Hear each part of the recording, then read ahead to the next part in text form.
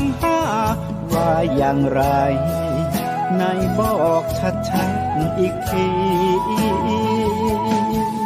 ข้อหนึ่งเมตตากรุณาข้อสองสัมมาอาชีพข้อสามกามัสสังวรข้อสี่ต้องมีสัจจะข้อห้าสติสัมปชัญญะศีลห้าข้อทำห้าข้อทำใจทำได้สักข้อหรือยังมีศีลสุขล้ำมีธรรมสุขใจวอนพี่น้องไทยช่วยกันใส่ใจจริงจังยุคสมัยสื่อออนไลน์ทั้งโทรโจมตีใจเราทุกทางมีศีลมีธรรมเคียงข้างชีวิตพบทางสุขใจ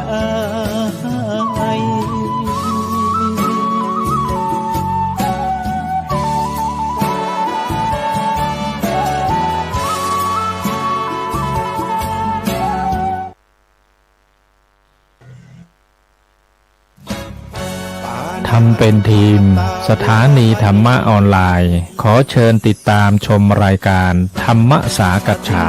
สนทนาธรรมตามการคุยทุกเรื่องทุกประเด็นเติมธรรมะให้หัวใจเติมอาหารใจเติมพลังใจให้ตนเองเป็นประจำทุกวันเวลา 20 นาฬิกาเป็นต้นไปโปรดกดปุ่มติดตามและกด Subscribe เมื่อทำเป็นทีมมาเราจะได้พบกันเพื่อรับฟังสารธรรมข้อคิดดีๆมากมายรับบุญง่ายๆด้วยการกดแชร์เผยแพร่เป็นธรรมทานสัพพะทานังธรรมทานังชินาติการให้ธรรมะย่อมชนะการให้ทั้งปวง1แชร์1บุญ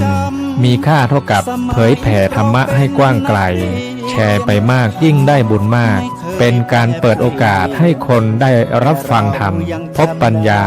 มีความสุขพ้นจากทุกข์ด้วยการฟังธรรมะมาทวงคำมันหมู่บ้านศีลห้าถือเป็นพันธะศีลธรรมนำสุขทุกสมัยเราเป็นไทยเพราะมีธรรมประจำชาติหากไร้ศีลสิ้นธรรมต่ำอำนาจประเทศชาติจะอยู่ได้อย่างไรกัน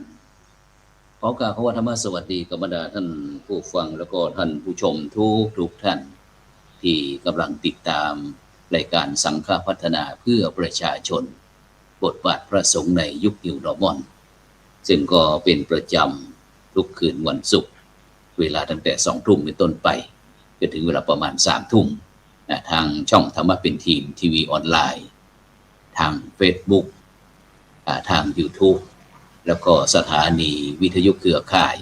คลื่นสีขาวชาวประชา8จังหวัดภาคเหนือ FM 104.50 เมกะเฮิรตซ์วัดฝ่ายหินอำเภอเมืองเชียงใหม่จังหวัดเชียงใหม่แล้วก็ต้องกราบขอบพระคุณอนุโมทนากับบรรดาผู้สนับสนุนที่เป็นสปอนเซอร์หลักของเราไม่ว่าจะเป็นคณะสงฆ์จังหวัดเชียงใหม่ในเมตตาของพระเดชคุณหลวงพ่อพระเทพสิงหวราจารย์ดร.รองเจ้าคณะจังหวัดเชียงใหม่มูลนิธิ1016เพื่อการกุศลโดยท่านอาจารย์เจ้าคุณพระวิสุทธิวัชรพรหรือว่าครูบาขาว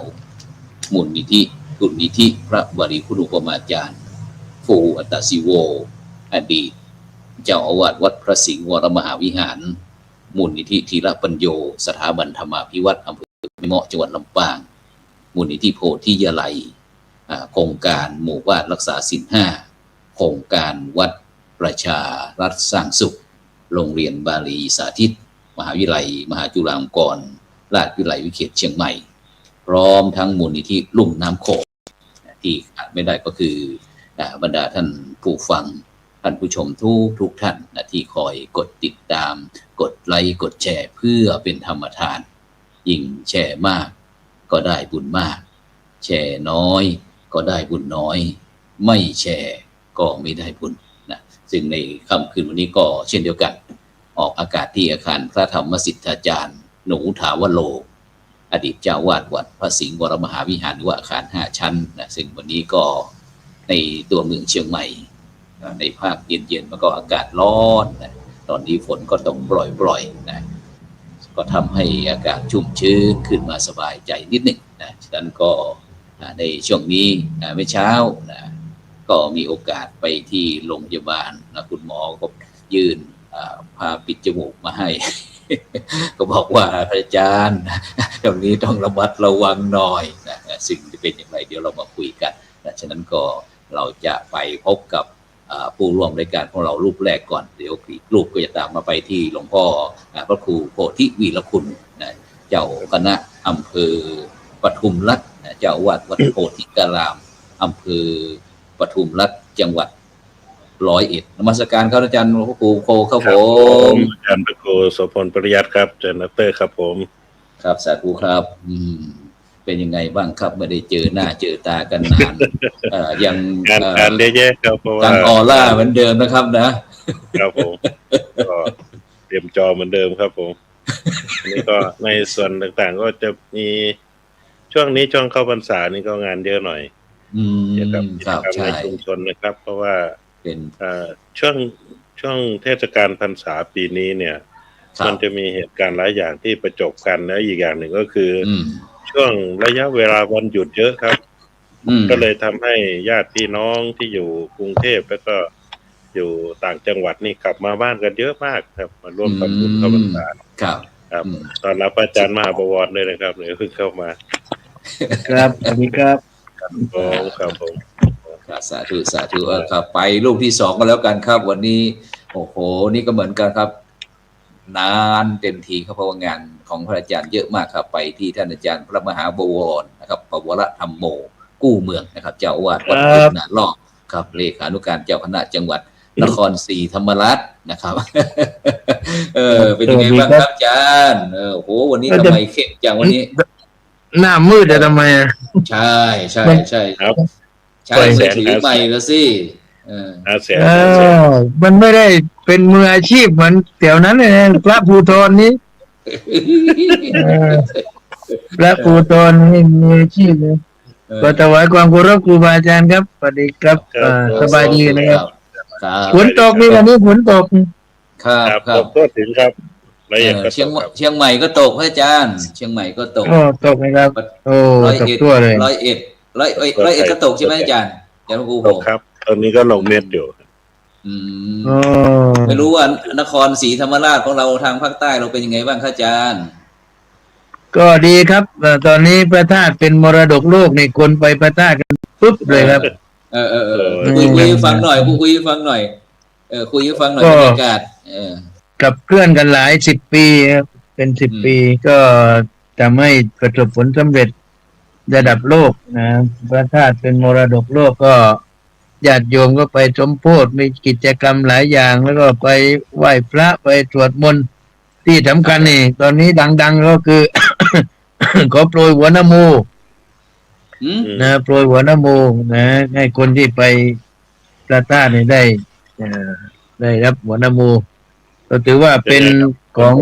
ของดีของดังของขลังของเมืองคอนว่านะเพราะว่าแก้คุณไสยอะไรพวกนี้ต่างๆนะครับแล้ววันนี้เอามาถวายเอาฝากถวายฝากไม่ได้ไป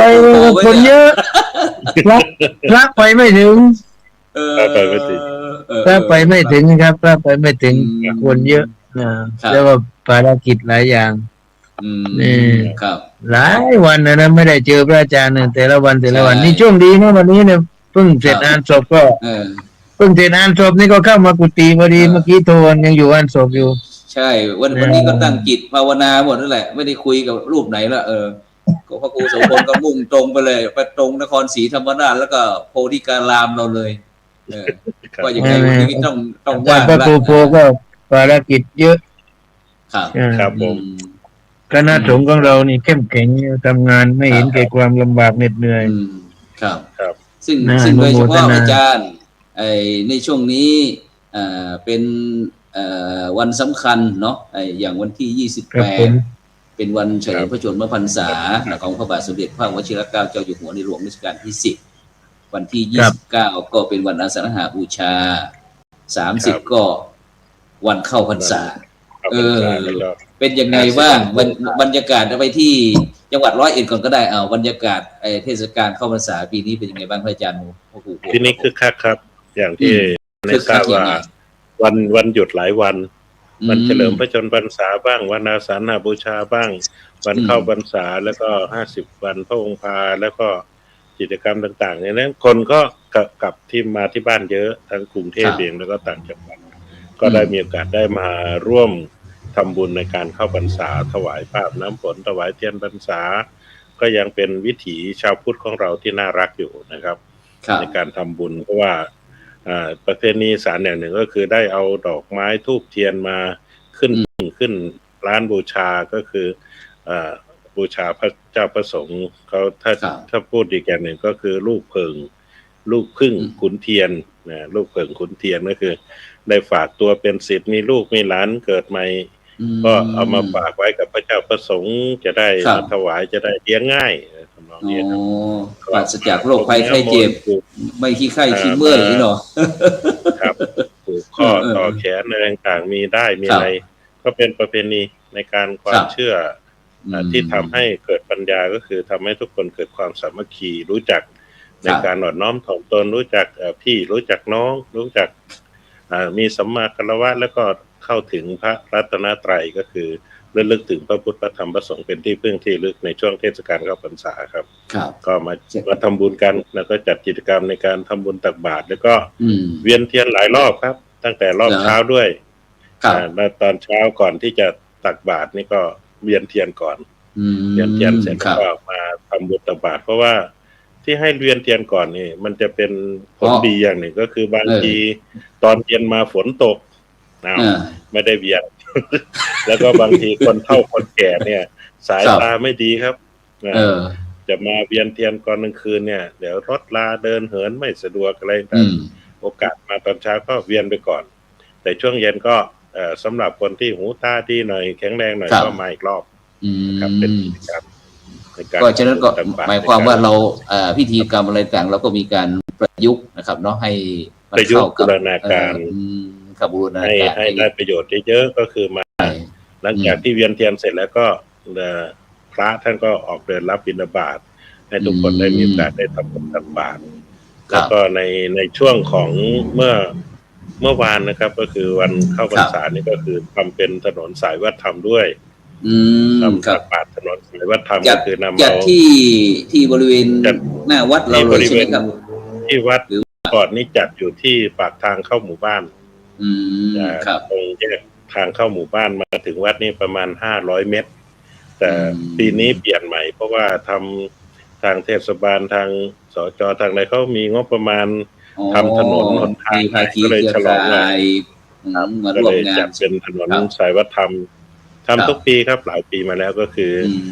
พอกินพออยู่พอใช้พอร่มเย็นจากนั้นแล้วก็นำเอาสิ่งของเหล่านี้ครับไปให้อสม.ให้ผู้นำชุมชนได้นำไปมอบให้กับผู้เฒ่าผู้แก่ผู้สูงอายุผู้ป่วยติดเตียงที่อยู่ตามบ้านอะไรต่างๆเนี่ยผู้ป่วยติดเตียงติดบ้านสงเคราะห์ครับได้สงเคราะห์สาธุแล้วก็จากนั้นมาก็หลังจากตักบาตรแล้วก็มีการ MOU ทำข้อตกลงร่วมกันในตำบลโดยมีท่านนายอำเภอปทุมรัฐใน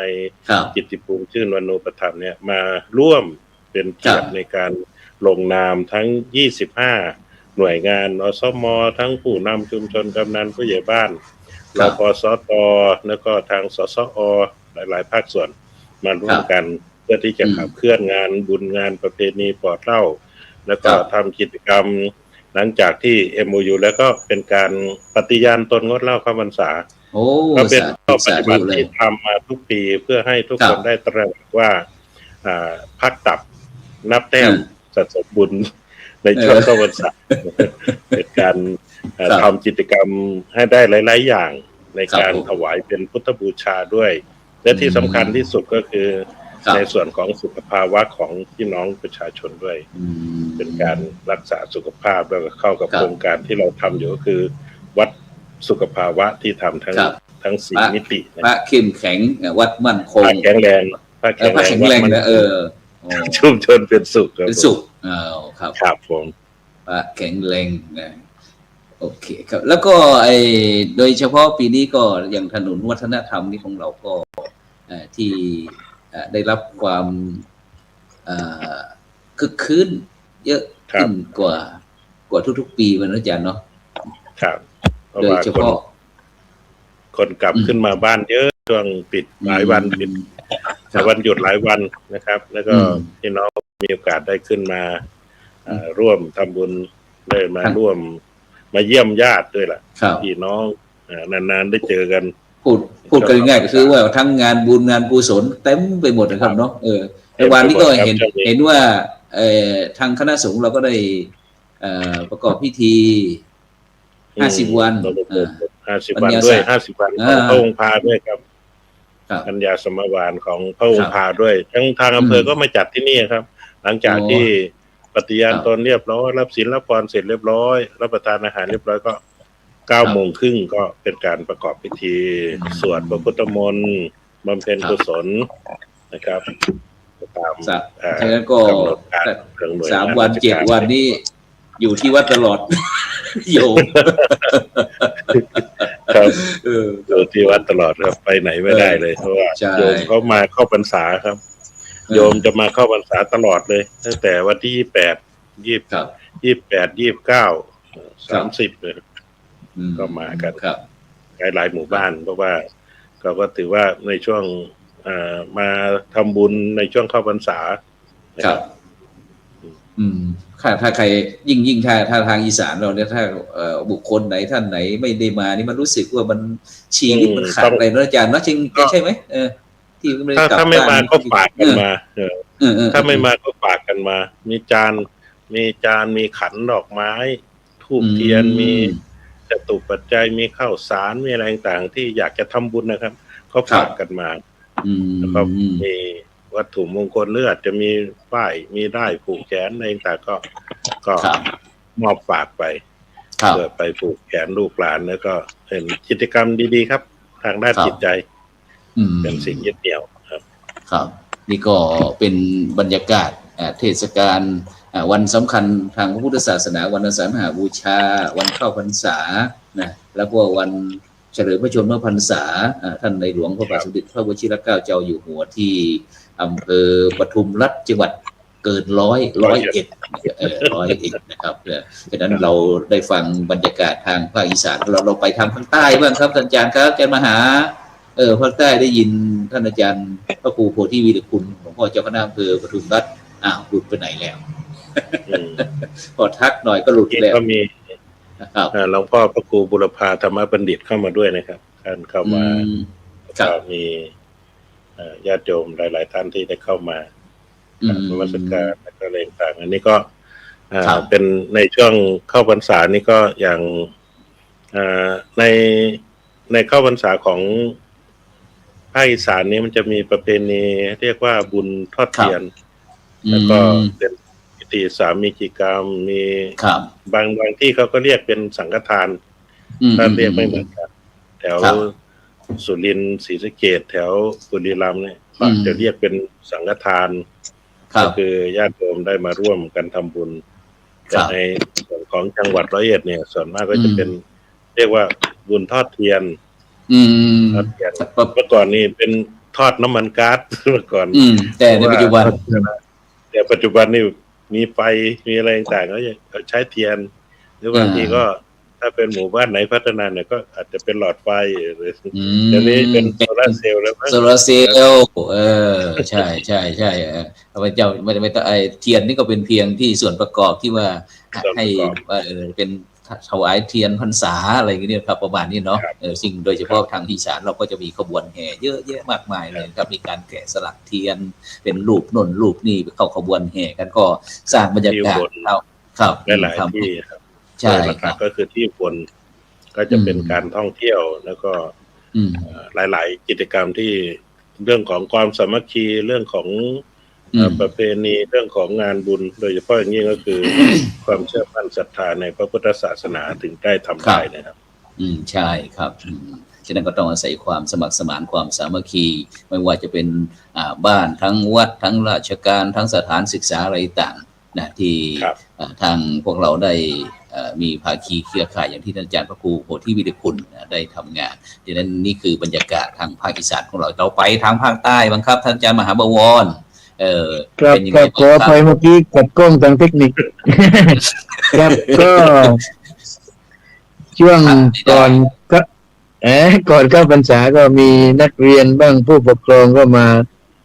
ถวายเทียนพรรษาป้าอาบน้ำฝนกันโดยลำดับนะครับเรื่อยๆโดยหลายโรงเรียนเพราะว่าทำงานกับโรงเรียนอีกส่วนหนึ่งก็ในช่วงเข้าพรรษาเราก็3 วัน3 วันตั้งแต่วันอาสาฬหบูชาวันเข้าพรรษาวันนี้ก็เรียกว่าวันหัวษาถ้าภาคใต้เรียกว่าวันหัวษาหรือวันต้นพรรษาครับผมก็จะมีกิจกรรมเหมือนกันทุกวันก็คือภาคเช้า9:30ทำวัดสวดมนต์เจริญจิตภาวนาแล้วก็รับศีลฟังธรรมถวายสังฆทานตรวจน้ำรับพรนี่ทุกวันแล้วก็มีภาคเย็นครับผมทั้ง3 วันครับทั้งก็คือมาถ้าวันอาสาฬหบูชานี่มาเช้า6 โมงทำบุญตักบาตรตักบาตรภาคเช้าเสร็จก็ภาคกลางวันแล้วก็มีภาคค่ำเนี่ย3 ภาคแล้วพอวันเข้าพรรษากับวันหัวษานี่2 ภาคคือภาคเช้าแล้วก็ภาคค่ำก็เป็นกิจกรรมที่เหมือนกันก็คือไหว้พระสวดมนต์เจริญจิตภาวนาเนี่ยเพราะว่าญาติโยมก็มาไหว้พระโชคดีว่าปีนี้นี่อุโบสถสร้างเสร็จเรียบร้อยปิดทองฝังลูกนิมิตเรียบร้อยก็ได้ใช้ประโยชน์สาธุสาธุสร้างเร็วครับ2 ปีเสร็จนะ10 กว่าล้านญาติโยมก็เป็นเจ้าภาพโดยเฉพาะยิ่งท่านดร.ประกอบมนจิตท่านเป็นประธานสร้างอุโบสถนะครับแล้วก็ได้ใช้งานได้ไหว้พระสวดมนต์สมัยก่อนยังไม่มีอุโบสถหรืออุโบสถยังไม่เสร็จก็ต้องบนไปตามศาลาต่างๆที่ว่างครับเดี๋ยวพอวันพระนี้ไปศาลานี้วันพระนู้นไปศาลาโน้นโยมก็มาแล้วไม่ถูกว่าจะไปไหว้พระกันที่ไหนพอเสร็จแล้วก็ทำประจำที่อุโบสถเลยนะเพราะว่าที่วัดมันที่เล็กนะครับที่เล็กที่น้อยจำกัดก็ครูปูยังไม่เคยมาใช่ไหมเนี่ยที่ไร่ครับทั้งหมดมัน12 ไร่แต่ชาวบ้านอยู่ไป6 ไร่ไม่ใช่ชาวบ้านอยู่ไป6 ไร่พระอยู่6 ไร่แบ่งคนละครึ่งเนี่ยดีเจ้าวาดก็ให้เจ้าที่หมดเลยก็เหลืออยู่6 ไร่เศษก็หันซ้ายหันขวาก็เห็นหมดนะครับนะครับในวัดนี่เดินแป๊บเดียวก็รอทั่ววัดแล้วก็ที่เห็นว่าคุยบอกว่าช่วงเทศกาลเข้าพรรษาปีนี้ทางภาคใต้ก็คึกคืนเลยครับมันเป็นบรรยากาศคึกคืนเพราะว่าปีนี้เนี่ยถือว่าเป็นมหามงคลของจังหวัดนครศรีธรรมราชได้องค์การยูเนสโกใช่ไหมได้ประกาศวัดพระมหาธาตุเป็นมรดกโลกมรดกโลกนี่ในประเทศไทยนี่ทราบว่าตอนนี้มีอยู่9 แห่งภาคใต้นี่เป็นแห่งแรกนะอาจารย์เป็นแห่งแรกเป็นที่แรกและชาติต่อไปว่าจะมีภาคเหนือใช่ไหมภาคเหนือเนี่ยเป็นมรดกโลกครับผมก็ถือว่าเป็นความตั้งใจของชาวภาคใต้แล้วก็ชาวพุทธชาวนคร ที่มุ่งมั่นตั้งใจกับเคลื่อนรณรงค์ส่งเสริมกิจกรรมมากมายมาตลอดหลายปีนะผมเองก็ทำงานร่วมในกิจกรรมเหล่านั้นเพราะว่าวัดมันอยู่บริบทใกล้กับพระธาตุนะเวลามีกิจกรรมวันสำคัญเราก็จะมีส่วนร่วมประมาณกี่กิโลถ้านั่งรถนี่10 นาทีมันถนนมันเลี้ยวแต่ว่าเส้นตรงนี่ประมาณ5 กิโลได้นะ5 กิโลครับไม่ไกลนะ4-5 กิโลไม่ไกลก็เดินเวลาแห่ผ้าขึ้นใต้ก็เดินเลยครับเดินจากวัดเนี่ยไปถึงพระธาตุก็จะเป็นกิจกรรมวัดร่วมกับองค์การอะไรต่างๆเนี่ยนักเรียนไปร่วมกิจกรรมแล้วก็ในช่วงนี้ก็ถือว่าเป็นช่วง ทำงานร่วมกับสสสเนี่ย ครับ วัดสุขภาวะก็รณรงค์ในเรื่องของ อืม ปลอดเหล้าปลอดบุหรี่ปลอดการพนันปลอดอบายมุขให้ญาติโยมมาลงทะเบียนนะครับ ครับปีนี้ญาติโยมมาร่วมลงทะเบียนเยอะไหมปีนี้ ก็พอจะได้ เพราะว่าเราไม่ได้บังคับก็โยม ครับ ใจที่ท่านมีอธิษฐานจิตว่าเราเข้าร่วมโครงการลดอบายมุขในช่วงเข้าพรรษา ครับ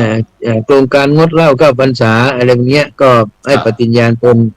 ทั้งกายทั้งวาจาแล้วก็เป็นลายลักษณ์อักษรก็คือเขียนชื่อตัวเอง ครับ พร้อมที่อยู่ในสมุด ครับ บันทึกว่าเราฉันตั้งใจ แต่ว่าดูแล้วส่วนมากคนที่มาวัดก็เขาก็ไม่กินเหล้าอยู่เลยแหละ อ่า น้อย มี น้อย มี คน เหมือนกันมี เอ๊ะ มีที่กินเหล้าเวลานี้ก็เขาก็จะเข้ามาก็จะมาคุยกับพระนี่แหละ เวลา ไม่ค่อย เว มี ลา เล ไม่ ย เมา นะ นี่ไม่คุย เวลาไม่เมาไม่มาครับ ใช่ ไม่เมาไม่มา ไม่เมา แต่ที่ดูเนี่ยไม่ก็เห็นใครที่มาในช่วงพรรษาแล้วก็เมาเหล้าค ไม่ รับ กินอยู่แล้วไม่ดื่มไม่กิน แต่ว่าเขาก็ทำตามระเบียบนะครับนะว่ารณรงค์ก็ให้มาลงทะเบียนกันเพื่อที่จะสร้างพลังที่เข้มแข็งขึ้น อืม นะแต่ว่าถ้าใครเลิกได้ ผมเองก็พยายามรณรงค์กับพระเหมือนกันนะทำยังไงพระเราเลิกบุหรี่ให้ได้นะ ตรงนี้ แต่ น่า เลิก สน บุหรี่เนี่ยมันไม่รู้จะทำยังไงมันเยอะ โอ้ย เหลือเกิน โอ้ แล้ว เรื่องนี้เป็นเรื่องยาก อาจารย์สูบบุหรี่ไหมล่ะ แต่ อาจารย์ ถ้า มา อ๋อผมไม่สูบบุหรี่ เออ เหม็น นี่แหละ ผม ต้องถามอาจารย์พระครูโพนี่แหละ พระกูโพถูกไหมอ่ะ ผมตั้งแต่เด็กเลยไม่สูบไม่ดื่มไม่ซื้อ ดีนั่นแหละเป็นบุญ ครับ ผม ครับผม แต่สมัยวัยรุ่นก็เคยนะเขาชวนนี่ลองเล่ดีกว่าพระเจ้าพนมลองดูเมื่อสำลักนะครับมักมันเพราะว่ามัก ครับผม สำลักควันไม่ไหวโอ้แล้วก็เหม็นผมไม่ชอบนั่นนะมันเหม็นครับติดบางรูปเนี่ยติดจีวรเลยเนี่ยบางคน ครับ เราก็เนี่ยก็เลยมาเข้างานกับสทชพอดีว่าเราก็ไม่ยุ่งเกี่ยวเรื่องอย่างนั้น มันก็ง่าย ครับ แล้ว สทชมันต้องมีตาทิพย์นะอาจารย์นะ อาจารย์มา สทชก็มีตาทิพย์นะ ผมเห็นไอ้รายกลุ่มทั้งกีฬานุปถากบ้างทั้งอะไรจีปถาไปหมดอาจารย์ไม่เหนื่อยบ้างเหรอ อ๋อก็มีทีมงานครับผมก็อยู่ในไลน์ครับเวลา ฟังหน่อยคุยฟังหน่อย เพราะเรากิจกรรมสมัยนี้เนี่ยเราคือพยายามใช้เทคโนโลยีให้เป็นประโยชน์นะครับนะก็คือเรามีกลุ่มไลน์ญาติโยมที่ต้องการอุปกรณ์ทางการแพทย์หรือว่าอย่างไรเนี่ยก็หรือว่ากองบุญนะครับ เราก็มีกลุ่มไลน์ในการบริหารจัดการ มันง่ายครับอาจารย์ ครับ ใครเดือดร้อนเรื่องอะไรเขาก็แจ้งมาจองมา อะไรที่เรามีเราก็ช่วยไปอะไรที่ไม่มีก็เราก็ว่ากันไปให้รอคิวก่อน ครับ เช่น อุปกรณ์สิ้นเปลืองนี่พวกเปมเพิร์ดพวกนี้ครับอาจารย์มันก็คนป่วยเขาก็ใช้ตลอดนะแต่ถ้าเรามีซัพพอร์ตให้เขาเนี่ยลดค่าใช้จ่ายในครอบครัวได้นะแต่ผมก็โชคดีนะพอหมดนี่ผู้ใหญ่ใจดีเศรษฐีใจบุญก็มาบริจาคเนี่ยวันก่อนนี่โยมมาบริจาคถึง6 ลัง6 กล่องก็โยมก็เห็นว่าเราช่วยเหลือชาวบ้าน แต่เราก็จะออกตังค์เองมากก็ไม่ได้อาจารย์ก็มันจำเป็นต้องใช้อย่างอื่น งบน้อยแต่จ่ายมาก งบน้อยใหญ่มากแต่ถ้าไม่จำเป็นก็ไม่จ่าย ครับ นะ แล้วก็ แล้ว เช่นว่าต้องมาซ่อมเตียงเนี่ยอุปกรณ์ทางการแพทย์เนี่ยเราต้องซ่อมเวลามันจำรุด เตียงนี้ หาย ซื้อมาหรือว่าเขาบริจาค ก็ส่วนมากแล้วปัจจุบันนี้คือรับบริจาคอย่างเดียวครับ ตอนนี้200รู้สึกว่า206 หลัง200 กว่าหลังนะครับพระครูโพมีกี่หลังพระครูโพ มีอยู่5ครับผม โอ้อย่างน้อยต้องทำไม่ได้เลยคือของผมนี่จองเงินแบบว่ากว่าจะได้หลายวันบางทีนี่เพราะว่ามันเป็นศูนย์รวมโรงพยาบาลเวลาใครจะออกจากโรงพยาบาลเขาจะบอกว่านู่นไปยืมที่วัดบุญนารอบ ก็จะโทรมาอีกอาจารย์มีเตียงไหมผมว่าตอนนี้ต้องเข้าคิวไว้ก่อนต้องจองไว้ก่อนนะมันน่าเห็นใจครับคนเดือดร้อนเยอะนะ ก็มีวัดนี่แหละเป็นที่พึ่งทางกายทางใจนะเขาเจ็บไข้ได้ป่วยก็ได้พึ่งพาอาศัยอุปกรณ์ทางการแพทย์เนี่ยเหมือนออกซิเจนไฟฟ้าเนี่ยตอนนี้รู้สึกว่าจะ40 กว่าเครื่องอาจารย์ก็ไม่พอครับ40 กว่าเครื่องถังออกซิเจนเนี่ยเป็นร้อยครับนี่แต่สมมุติว่าแต่ละอย่างนี่กลับมาอยู่วัดหมดเนี่ยผมว่าทั้งตึกเนี่ยตั้งไม่เต็มไม่พอเลยแต่ไม่มีที่เก็บโรงพยาบาลเขาไม่ค้อนเหรอเนี่ยไม่โรงพยาบาลเขาดีใจได้อีกว่าวัดบุญนารอบนี่ได้ช่วยเขาเยอะนะมาไกลนะครับบางที่มาจากทุ่งใหญ่มาจากอำเภอต่างอำเภอครับอำเภอเลยเหรอต่างจังหวัดก็มีเรียกว่าไปถึงกระบี่ไปถึงสุราษฎร์ไปถึงชุมพรครับเพราะว่าเขาหาไม่ได้ครับเขาหาไม่ได้ก็มาวัดบุญนารอบนะก็เป็นประโยชน์มากครับเป็นประโยชน์มากมาแล้วก็ไม่ผิดหวังใช่ไหมครับมาไม่ผิดหวังแต่ว่าถ้ามีก็ให้เลยครับแต่ถ้าไม่มีต้องเข้าคิวไว้ก่อนนะเห็นไหมพระอาจารย์นี่เพิ่มเพิ่มเนี่ยแต่ละวันใครจองไว้เอามารับก็จะมอบไปพอหมดคิวนี้ก็จะตั้งเริ่มคิวใหม่อีกก็มาเข้าแถวกันอีกว่าใครจะรับเนี่ยก็ต้องทำอย่างนั้นถ้าไม่งั้นเดี๋ยวคนที่รับแล้วรับอีกรับแล้วรับอีกคนที่ไม่ได้รับก็ไม่ได้รับนะแล้วก็ทำยังไงก็ให้ทั่วถึงแต่ว่าไม่ได้เก็บไว้ครับพอมีก็ให้เลยแจ้งเลยว่าตอนนี้มีผู้บริจาคแล้วเนี่ยแต่ละคนก็จะจองแล้วเนี่ยพรุ่งนี้บอกให้เข้าคิวนะคิวเก่าก็ว่ากันไปแต่คิวใหม่ก็เข้าคิวแล้วใครจะจองคิวรายวันคิวรายวันเนี่ยถ้าเข้าถ้าเขาทำเป็นนะพระอาจารย์นะเขาพิมพ์เข้าไปด้วยเนี่ยผมไม่ต้องมานั่งพิมพ์อีกแต่นี่เขาก็จองเสร็จแล้วให้ผมต้องไปพิมพ์ในข้อมูลนะอันนี้ก็ส่วนหนึ่งอีกส่วนก็ยังเข้มแข็งครับอาจารย์ตั้งแต่กับเพื่อนหมู่บ้านนักศึกษาสีหน้าก็คือกองบุญ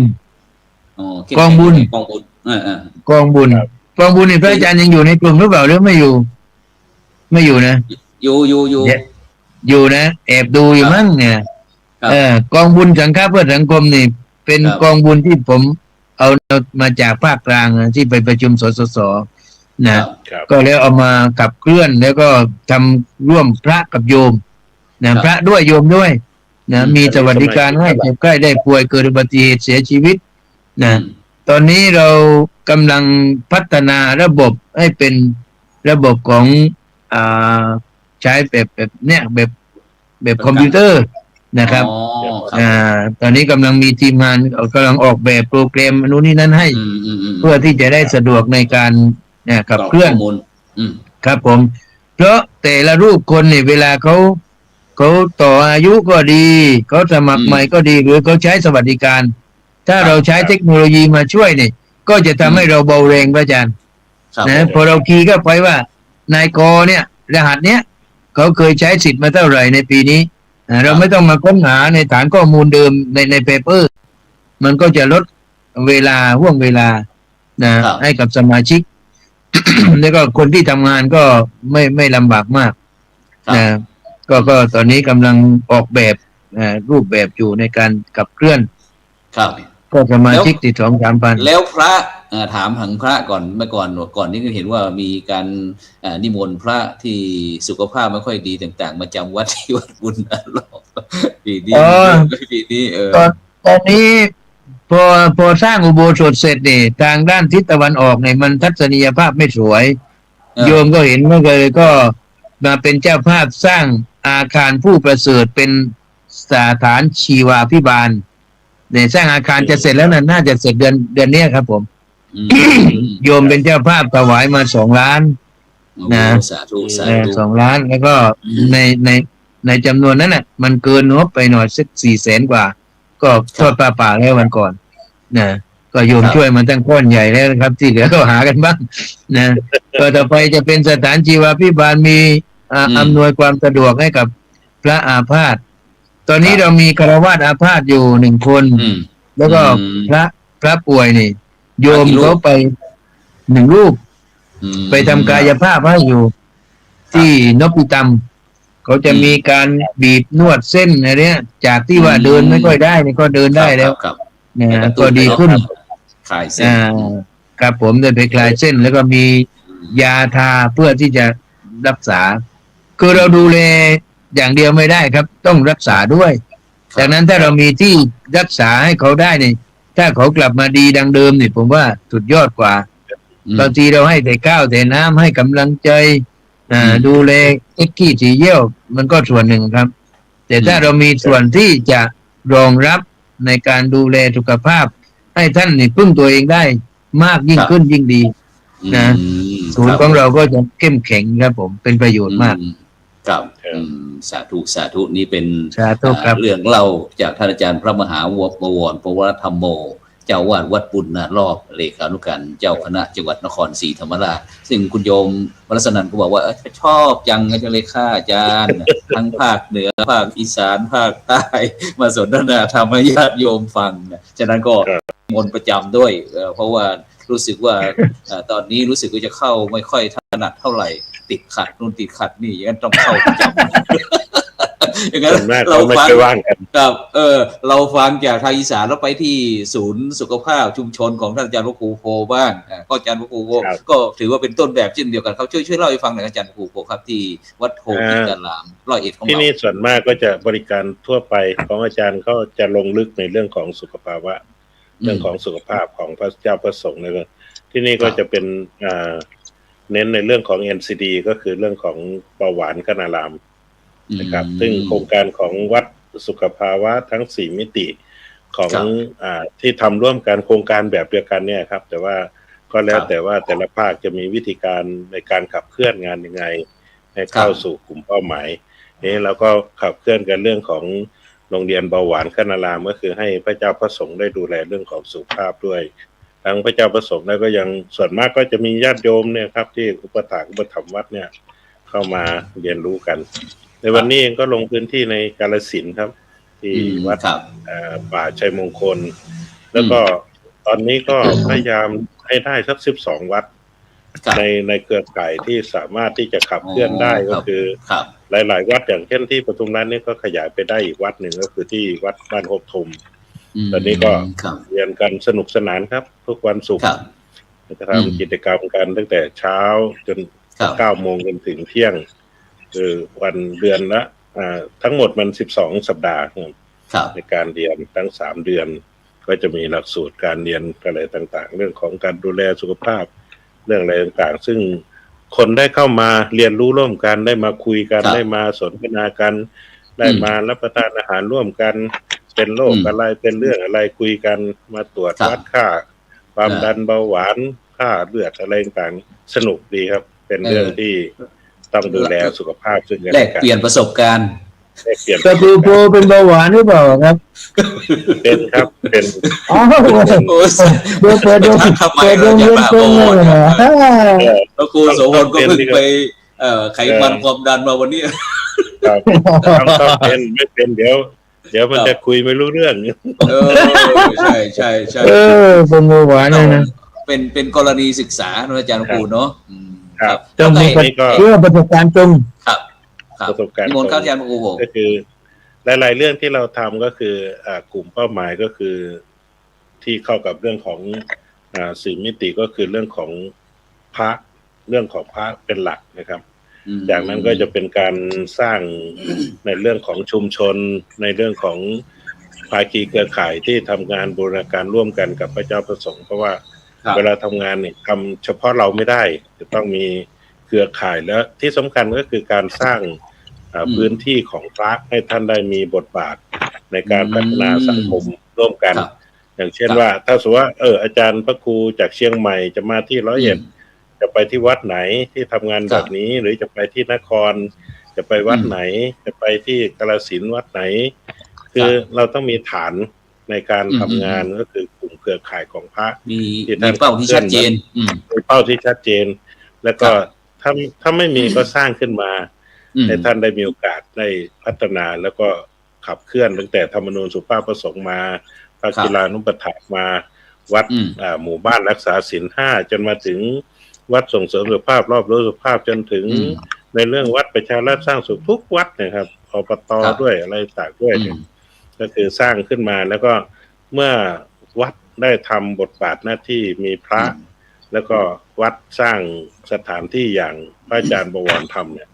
ครับผม จากนั้นก็จะเป็นที่พึ่งของญาติโยมได้ก็คือสร้างก่อนก็คือหนึ่งสร้างความเข้าใจของพระที่เป็นผู้นำก่อนแล้วก็เชื่อมโยงกับภาคีเครือข่ายก่อนเมื่อเชื่อมโยงภาคีเครือข่ายเสร็จแล้วก็ขยายผลตอนนี้ก็รับได้มีกิจกรรมต่างๆเครือข่ายที่เราทำ4 วัดแล้วก็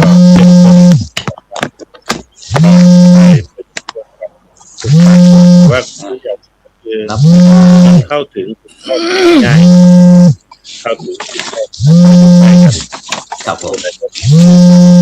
ในการประชุมของพระเรานี่ก็ที่แล้วก็มีการอบรม FC ก็พยายามที่จะเข้ามาAI ในการที่จะทำให้พระเจ้าประสงค์ใช้เป็นสื่อทำเป็นคลิปเป็นโน่นเป็นนี่ต่างๆในการที่จะเข้าถึงกลุ่มเป้าหมายได้ง่ายขึ้นแล้วก็ทั้งบางครั้งก็มีการอบรมเฟกนิวก็คือการตรวจสอบข่าวเท็จข่าวลวงอะไรต่างๆด้วยเฟกนิวหลายๆเรื่องประกอบกันนะครับเพื่อให้นำเอาไปใช้ในชุมชนแล้วก็ให้ความรู้กับญาติโยมและก็กับพระเจ้าประสงค์ใช้สื่ออย่างสร้างสรรค์ต่างๆนะครับหลายเรื่องครับที่ทำโดยเฉพาะอย่างยิ่งก็คือตาม4 มิติของวัดสุขภาวะที่เราขับเคลื่อนในตอนนี้ครับครับผมแล้วก็โดยเฉพาะในปัจจุบันนี้ทางพระสงฆ์องค์เจ้าของเราทางวัดทางอะไรต่างๆเราก็ได้ใช้เทคโนโลยีที่เหมือนกับที่ท่านอาจารย์มหาบวรปรวัตธรรมโมจากนครศรีธรรมราชได้พูดแล้วนะอาจารย์เนาะว่าที่จำเป็นเรื่องการสื่อต้องมันต้องสดอาจารย์เนาะปัจจุบันนี้ต้องทันไม่เกิน5 นาทีทุกสิ่งทุกอย่างต้องจบฉะนั้นเห็นว่ามีการจะลงแขกด้วยนี่เข้าพรรษาแล้วอย่างพรุ่งนี้ที่วัดใกล้ๆของอาจารย์รองเจ้าหน้าอำเภอเนี่ยมีทุ่งนาสามัคคีสมัยก่อนเขาเรียกว่าลงแขกดำนาลงแขกเกี่ยวข้าวก็คือชาวบ้านหลังจากวานกันมาช่วยอย่างที่วัดท่าม่วงนี่ก็ทำมาหลาย10 ปีครับในการที่รักษาประเพณีเก่าแก่ก็คือการดำนาสามัคคีที่ทุ่งนาติดลำน้ำเสียวก็พื้นที่ประมาณ10 ไร่ครับก็จะมีการถอนกล้าแล้วก็ทำในพรุ่งนี้ปกติก็จะดำวันแม่เกี่ยววันพ่อแต่ว่าตอนนี้กล้าเริ่มจะมีปัญหาเริ่มจะแก่ก็เลยต้องรีบ ดำก่อนครับปีที่แล้วเนี่ยทางหน่วยงานราชการก็มาร่วมครับอย่างท่านผู้ว่าราชการจังหวัดร้อยเอ็ดแล้วก็หลายๆหน่วยงานที่มาร่วมกันแต่ก็สลับกันเป็นปีไปครับเพราะว่าจะมาทุกปีก็ไม่ได้เดี๋ยวก็เปลี่ยนแต่ว่าในเครือข่ายของพระเจ้าประสงค์เองก็ได้มาร่วมนะครับมาร่วมกันทั้งในส่วนของวัดสุขภาวะที่งานบวชสร้างสุขต่างๆที่เราเป็นเครือข่ายกันเนี่ยก็ไปมาหาสู่กันใช้ตัวนี้เป็นกิจกรรมในการที่จะเข้าถึงชุมชนในการร่วมแลกเปลี่ยนกันแล้วก็จะได้เห็นวิถีชีวิตแล้วก็เป็นการต่อยอดภูมิปัญญาท้องถิ่นต่อยอดวิถีชีวิตของชุมชนด้วยก็พยายามให้เป็นรักเก็บของเก่าเก็บรายละเอียดของเก่าไว้ให้ลูกหลานได้ดูนะครับความจริงพระเราก็ไม่ได้ไปดำไปอะไรเราก็ไปนั่งให้กำลังใจญาติโยมให้กำลังใจโยมก็จะเป็นญาติโยมที่ได้ไปช่วยใช่ครับสาธุครับฉะนั้นเดี๋ยวพรุ่งนี้มีภาพให้ดูครับผมครับฉะนั้นก็บรรดาท่านผู้ฟังท่านผู้ชมก็กำลังติดตามรายการสังฆพัฒนาเพื่อประชาชนบทบาทพระสงฆ์ในยุค New Normal ฉะนั้นเราก็จะถามกับเพราะว่าหลังจากที่เราเข้าพรรษาที่ฐานวันอาสาฬหบูชาเป็นวันพระรัตนตรัยครบถ้วนบริบูรณ์สมบูรณ์แบบเสร็จแล้วก็วันเข้าพรรษานะครับหลังจากที่เข้าพรรษาเสร็จครับโครงการที่คณะสงฆ์ไทยเราจะเริ่มดำเนินการก็คือโครงการหมู่บ้านรักษาศีล 5นะครับก็อย่างภาคเหนือของเรานี่ก็จะเริ่มตั้งแต่วันที่3 สิงหาคมนะครับอาจารย์ครับวันที่3 สิงหาคมนี้ก็จะไปที่บ้านหลวงอำเภอบ้านหลวงจังหวัดน่านนะครับบ้านฟ้านะครับวันที่4นี่ก็จะเป็นที่บ้านวังโป่งนะครับอำเภอร้องกวางจังหวัดแพร่นะครับแล้วก็พักสวรรค์หนึ่งน่าจะเป็นวันพระวันธรรมสวรรณะนะครับวันที่5วันที่6 สิงหานี่ก็จะเป็นโน่นนะครับขุนตาลเชียงรายนะครับ7 สิงหานี่ก็จะเป็น อำเภอปงจังหวัดพะเยาเนี่ยครับประมาณเดือนสิงหาเต็มเลยครับแล้วก็จะแถมที่กันยานี่ก็วันที่1นี่ก็จะไปที่บ้านโฮ่งนะครับจังหวัดลำพูนวันที่2นี่ก็จะไปที่บ้านยังเมินอำเภอเสมิงจังหวัดเชียงใหม่แล้วก็สุดท้ายก็จะเป็นที่3กันยายนก็จะเป็นบ้านต่อแพอำเภอขุนยวมจังหวัดแม่ฮ่องสอนนะครับฉะนั้นเลยในไหนก็ในฐานะที่ผมเป็นเลขานุการคณะกรรมการศีล5หนเหนือของเรานะครับก็เลยอยากจะสอบถามคณะครูบาอาจารย์สักนิดหนึ่งครับว่าหลังจากที่ทางคณะสงฆ์ไทยเราโดยการนำของพระเดชคุณหลวงพ่อสมเด็จพระมหาราชมังคลาจารย์อดีตผู้ปฏิบัติหน้าที่สมเด็จพระสังฆราชนะครับที่เป็นผู้ที่ริเริ่มโครงการหมู่บ้านรักษาศีล5นะครับแล้วก็จนปัจจุบันเนี่ยครับบรรจุเป็นแผนวาระ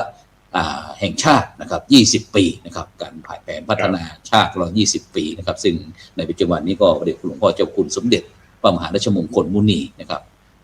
ประธานนะครับประธานหน่วยการนะครับฉะนั้นเราเลยอยากจะสอบถามครับเพราะมีทั้งโครงการศีล5มีทั้งโครงการวัดประชารัฐสร้างสุขนะครับโครงการศีล5นี่ก็คือการพัฒนา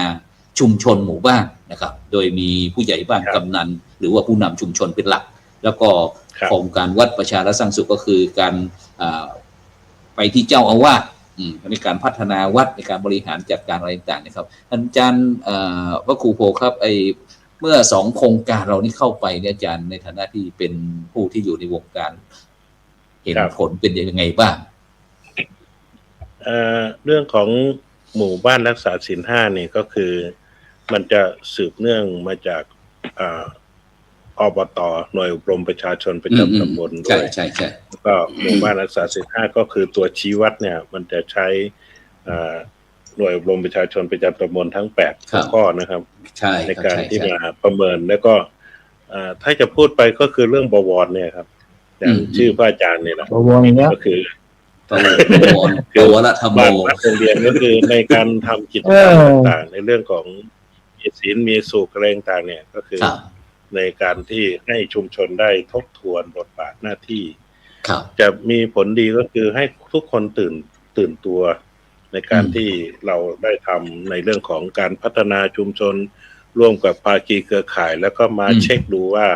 ในหมู่บ้านเราเนี่ยศีลข้อที่1ข้อที่2ข้อที่3ข้อที่4ข้อที่5เนี่ยเราได้ประพฤติปฏิบัติอะไรบ้างแล้วก็เรื่องอบายมุขต่างๆที่จะเกิดขึ้นยิ่งเรื่องของโดยเฉพาะอย่างยิ่งก็คือเรื่องสารเสพติดเรื่องอะไรต่างๆเนี่ยคดีลักเล็กคือถ้ามีเรื่องนึงแล้วมันจะต่อเนื่องกันอันนี้เมื่อทำอย่างที่วัดโพธิกรามนี้เป็นหมู่บ้านแรกของจังหวัดร้อยเอ็ดนะครับที่ได้ทำเรื่องของหมู่บ้านรักษาศีล5แล้วก็ไปจัดนิทรรศการกันอยู่ที่วัดไร่ขิงเมื่อปีก่อนโน้นนะครับอันนี้ก็อย่างวัดนี้ก็คือ1เราก็ทำเป็นแบบอย่างเช่นในเรื่องของการพนันอย่างเช่นถ้าคนมาวัดเนี่ยคนที่ขายลอตเตอรี่เนี่ยเขาจะไม่ขายวัดนี้เพราะว่าถ้ามาถึงเพราะว่าเขาก็เห็นป้ายเห็นอะไรต่างเขารู้ว่าที่นี่เนี่ยเป็นที่ปลอดไปขายในหมู่บ้านได้แต่ว่าจะขายในวัดไม่ได้ในวัดไม่ได้ที่ไว้ว่าเป็นครับเขาจะรู้กันว่าถ้ามาวัดเนี่ยในเขตปทุมราชในส่วนมากนี่ก็คือก็เขาก็จะปิดหีบเขาแล้วก็ทานข้าวอะไรเรียบร้อยก็ไปขายข้างนอกแล้วโคร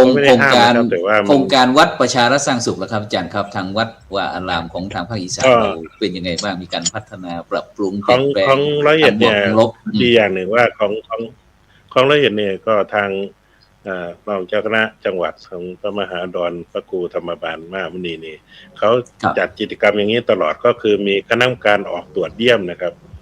ออกตรวจเยี่ยมประเมินทุกไตรมาสอำเภอละ5 วัดบ้าง3 วัดบ้างไปทุกวัดเลยนะครับแล้วก็วัดไหนที่ผ่านเกณฑ์อะไรต่างก็มีโล่มีอะไรให้ก็ออกเยี่ยมกันทุกไตรมาสก็ดีครับเพราะว่าทำให้วัดเราได้ไปช่วยกันอย่างที่อำเภอเองก็เวลาจะมีการประเมินก่อนแล้วก็ช่วยกันไปเตรียมสถานที่ทำถนนสายวัดธรรมบ้างแล้วก็ไปช่วยพัฒนาวัดวาญาติโยมได้มาช่วยกันหน่วยงานต่างๆได้มาเห็นรูปแบบในการวางแผนพัฒนาร่วมกันว่าในด้านต่างๆด้านสุขภาพเรื่องของสถานที่เรื่องของอะไรต่างๆเนี่ยทุกคนก็จะได้เป็นระเบียบเรียบร้อยของอาคารสถานที่ มันตื่นตัวแล้วดูมันจะไม่เหมือนเดิม คือไปแล้วมันคือไม่ทุกคนมาแล้วสบายใจใช่ไหมอาจารย์ญาติโยมมามันก็มีความสุขอยู่นะสบายตาบางทีโต๊ะหมู่ที่หน้าพระประธานโอ้ดูไม่ได้ครับดอกไม้แจมเต้แต่พอมีโครงการนี้แล้วกราบไปอะไรเลยใช่ไหมขี่หมูขี่ม้าขี่แมวอะไรเต็มถ้าจัดโครงการนี้ก็ทำให้วัดน่าดูขึ้นดูสดใสเป็นคนเมตตาเป็นพระเมตตาจะได้เราเหลือเวลาอีกนิดหนึ่งไม่มากเท่าไหร่ไปที่ทางภาคใต้บ้างครับอาจารย์ครับก็คือเราอยากจะคุย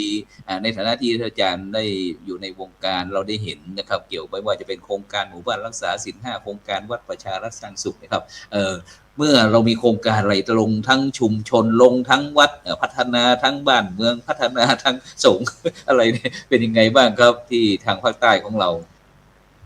ครับก็คณะสงฆ์ก็ให้ความร่วมมือและญาติโยมภาครัฐก็เห็นความสำคัญนะครับเพราะว่าแต่ละโครงการเนี่ยมันเป็นประโยชน์เกื้อกูลกันทั้งหมดนะครับโดยเฉพาะอย่างยิ่งถ้าทำได้เนี่ยวัดก็จะเดินเร็วครับผมก็ดูของผมเป็นตัวอย่างวัดก็เป็นวัดใช่ไหมวัดก็จะเดินเร็วนะโยมก็มาช่วยกันพัฒนาเพราะว่าเรามีภาคีเครือข่ายมีหน่วยงานภาครัฐถ้าใครดูในเฟซเนี่ยบางทีจะเห็นว่าเดี๋ยวทำไมวัดบุญนารอบก็มีทอดผ้าป่าปีนึงหลายครั้งตามจริงแล้วมันไม่ได้ทอดผ้าป่าเพื่อถวายวัดนะครับแต่หน่วยงานภาครัฐเขามาจัดเขามาจัดทอดผ้าป่าเพื่อที่จะระดมทุนเนี่ยเข้ากับกองทุนอะไรต่างๆของเขาเช่นกองทุนสมเด็จพระเทพนะเดือน5 เดือนเมษายนนี่จะมีทอดทุกปีแล้วก็กองทุนสำหรับผู้สูงอายุผู้สูงวัยกองทุนแม่ของแผ่นดินในพวกนี้ครับคือหน่วยงานภาครัฐก็เห็นว่าวัดเนี่ยมีพื้นที่พร้อมเขาก็เลยอาศัยพื้นที่เนี้ยมาเป็นประโยชน์ในการบริหารจัดการแล้วก็มีวัดเป็นศูนย์กลางเขาก็สะดวกครับนะ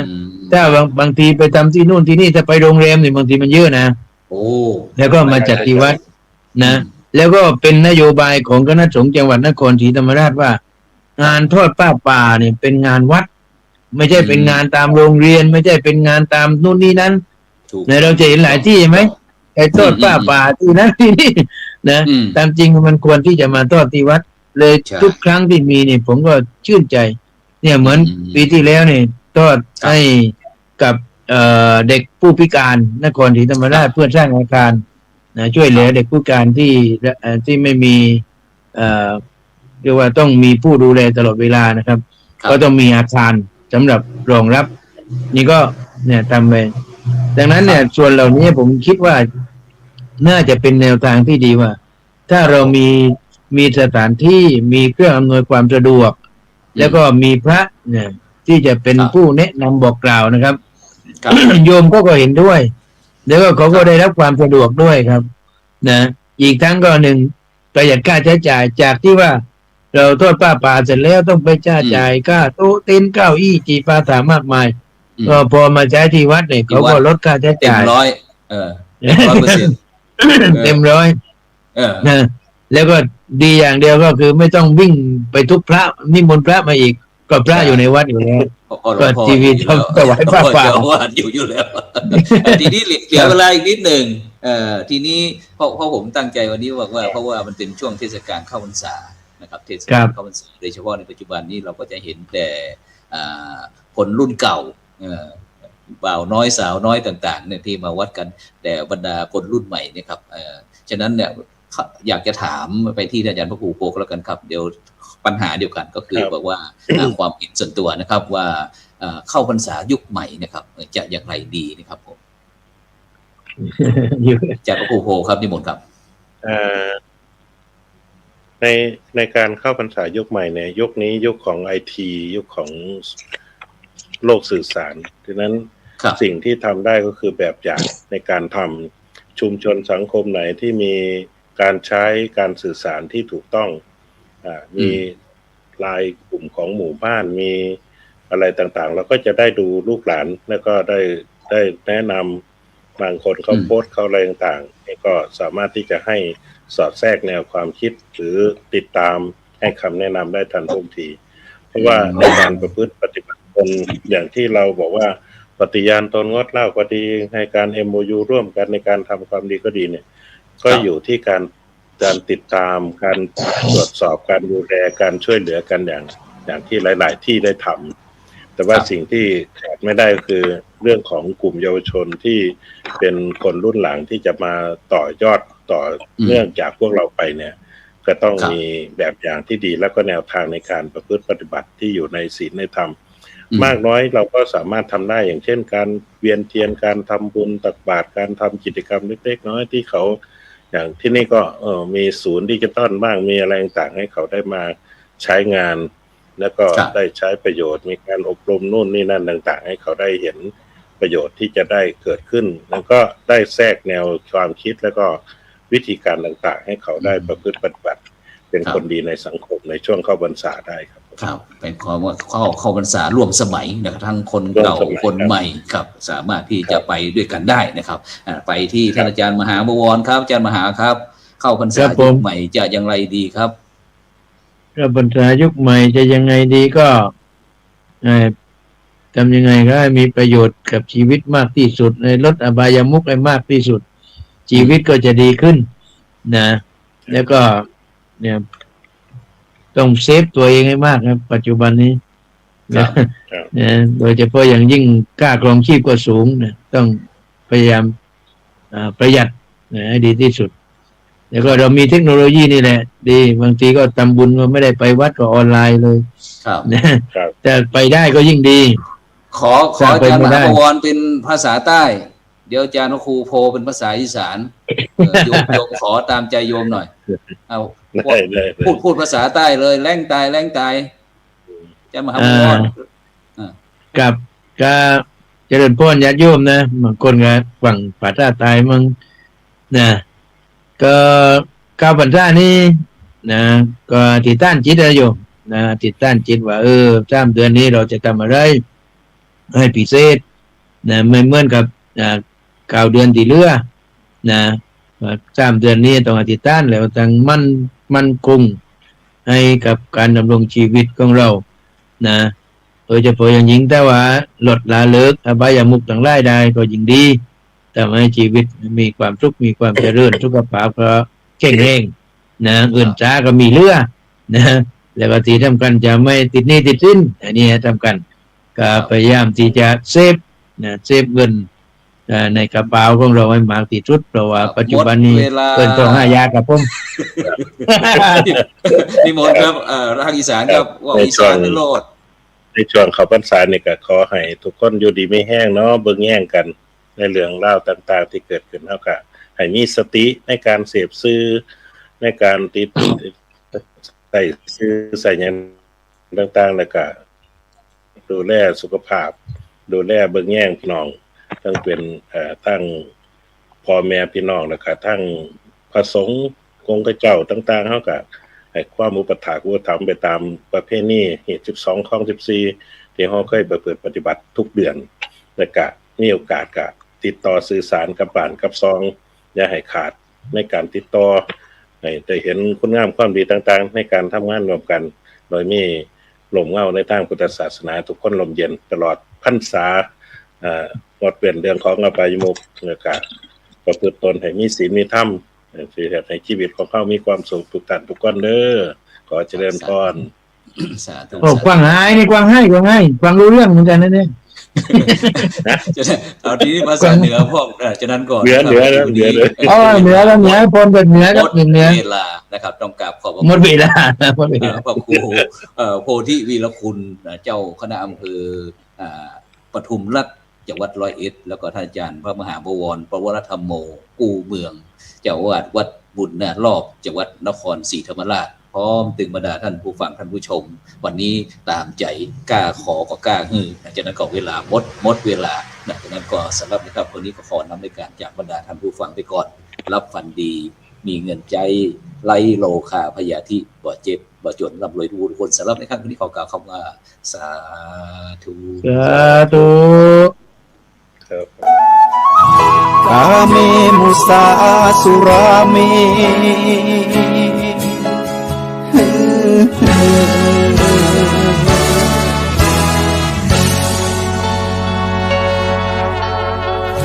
ศีลคือข้อห้ามธรรมคือข้อให้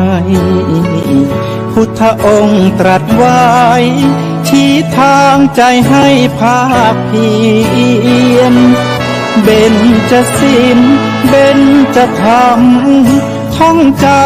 ำสมัยเราเป็นนักเรียนธรรมะไม่เคยแปลเปลี่ยนแต่เรายังจำได้ไหม